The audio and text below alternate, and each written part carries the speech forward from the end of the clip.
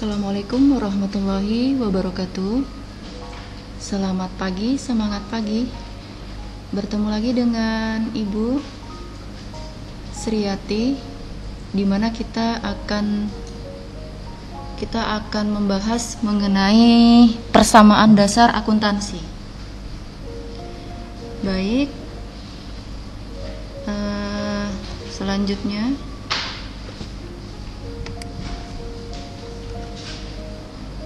terlebih dahulu kita harus memahami mengenai saldo normal akun.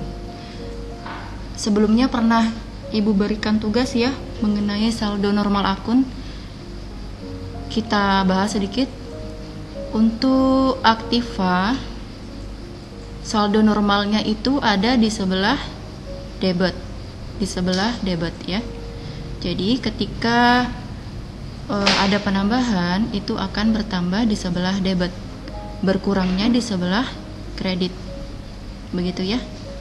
Kemudian untuk kewajiban penambahannya di sebelah kredit, pengurangannya di sebelah debit. Kemudian saldo normalnya di mana? Di kredit. Kemudian ada akun modal penambahannya di sebelah kredit, pengurangannya di sebelah debit, dan saldo normalnya di sebelah kredit. Kemudian ada akun pendapatan, penambahannya di sebelah kredit, pengurangannya di sebelah debit, saldo normalnya ada di kredit ya. Terakhir beban penambahannya di sebelah debit, pengurangannya di sebelah kredit, dan saldo normalnya ada di debit. Itu ya anak-anak, untuk saldo normal K5 akun ini harus kalian pahami betul. Karena apa? Karena ini menjadi acuan untuk mengerjakan soal persamaan dasar akuntansi. Baik, selanjutnya mengenai rumus persamaan dasar akuntansi, di mana harta sama dengan utang ditambah modal, atau aset sama dengan liabilitas ditambah ekuitas, atau kalau kita kembangkan lagi, harta ditambah beban sama dengan utang ditambah modal ditambah pendapatan. Kalau untuk keterangannya ini ada di bawah ya. Ini keterangannya, di mana H itu adalah harta yang terdiri atas akun apa saja, seperti kas, akun piutang, akun perlengkapan, sewa dibayar di muka, peralatan, dan ini masih ada yang lainnya. Kalian bisa lihat lebih jelas di buku akuntansi dasar ya. Kemudian untuk utang, ada utang dagang dan utang bank. Untuk modal, contohnya ada modal pemilik dan saham. Untuk beban, itu ada beban gaji, beban listrik, beban perlengkapan, beban sewa, dan beban telepon. Pendapatan, itu ada pendapatan jasa, pendapatan bunga, dan pendapatan lain-lain.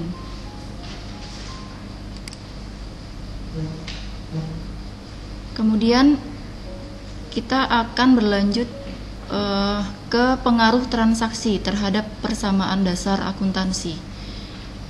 Persamaan dasar akuntansi dibuat untuk mengikuti perubahan yang terjadi dalam aktiva, hutang, dan modal pemilik yang timbul dari transaksi keuangan. Ini ada Ibu berikan contoh.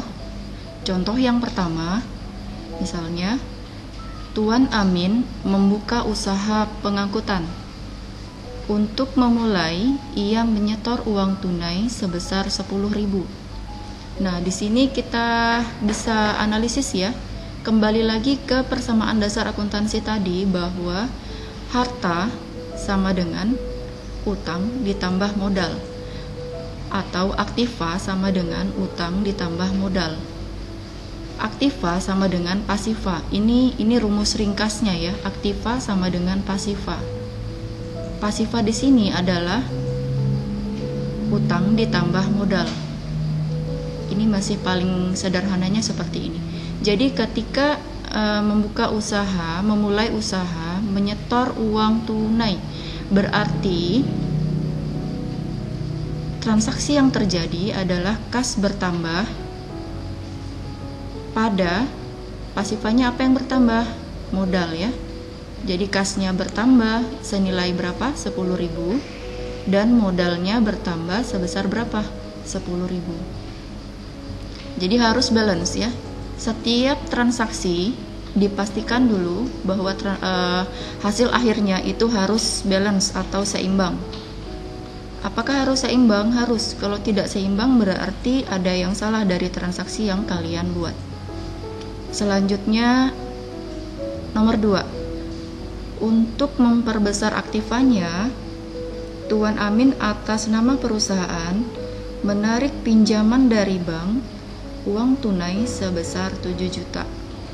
Bagaimana transaksinya ke dalam persamaan dasar akuntansi? Nah, ini kita berlanjut. Tadi kan yang pertama sudah ya, yang ini 10.000. Yang nomor 2 tadi 7 juta, ini dalam ribuan rupiah. Jadi kita bulatkan menjadi 7.000 ya. Nah, transaksinya maka kasnya bertambah senilai 7.000 dengan utang banknya juga bertambah senilai 7.000 ya. Jadi balance ya di nomor 2 7.000 sama dengan 7.000. Kita jumlahkan dengan transaksi yang pertama. Jumlahkan saja seperti ini, turunkan ke bawah. Kalau dijumlahkan tetap sama ya, 17.000 sama dengan 10.000 tambah 7.000, 17.000. Jadi tetap balance ya. Nah, seperti itu. Harus balance atau seimbang. Selanjutnya yang nomor 3. Tuan Amir atas nama perusahaan membeli kendaraan bermotor dari Jogja Motor seharga 10.750 yang dibayar tunai dari uang perusahaan. Bagaimana persamaan dasar akuntansinya? Kita lihat ya. Nah, ini yang terjadi adalah kendaraannya bertambah senilai 10.750 bertambah ya. Pengaruh yang lain, kas kita berkurang. Kasnya berkurang senilai 10.750. Kalau di dalam kurung ini maksudnya berkurang ya, dikurangi. Nah, jadi kita jumlahkan saja ke bawah. Tadi kan 17.000, kita kurangkan 10.750. Sisanya berapa? 6.250. Yang di kendaraan ini tetap ya 10.750.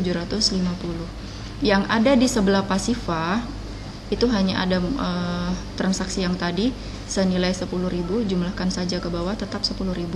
Yang utang bank juga seperti itu, tetap 7.000 ya. Kalau kita totalkan antara aktiva dengan pasiva, sebelah aktiva jumlahnya adalah 17.000 ya kan, sebelah pasivanya juga sama 17.000. Jadi kondisinya tetap balance atau seimbang ya. Kemudian yang nomor 4, Tuan Amir atas nama perusahaan menyerahkan kas perusahaan senilai 1.000 rupiah untuk mengangsur utang bank yang timbul dari transaksi nomor 2. Jadi ceritanya ini perusahaan Bapak Amir ini mengangsur ya, mengangsur utang bank. Bagaimana persamaan dasar akuntansinya? Kita lihat. Nah, pengaruhnya kemana? Pengaruhnya kas kita berkurang. Karena kita membayar utang ya, kas kita berkurang senilai 1.000. Karena berkurang maka kasih dalam kurung seperti ini ya. Artinya dikurangi. Senilai 1.000. kas berkurang senilai 1.000. Di sebelah pasifa juga ada yang berkurang, yaitu utang bank ya.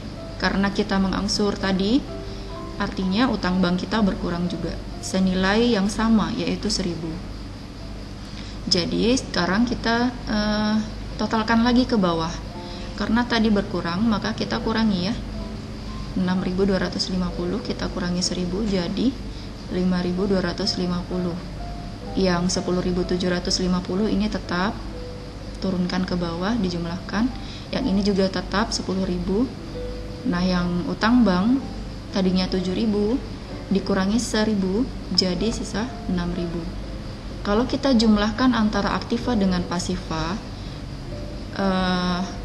di sebelah pasiva ini 16.000 jumlahnya. Di sebelah aktiva juga sama ya, 16.000.